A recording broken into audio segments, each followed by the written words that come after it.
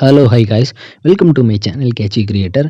ரவிதேஜாவோட ஆக்டிங்கில் உருவான மூவி தான் மிஸ்டர் பச்சன். இந்த மூவி வந்து அஜய் தேவ்கனோட ஆக்டிங்கில் உருவான ரைடு மூவியோட ஒஃபிஷியல் ரீமேக்.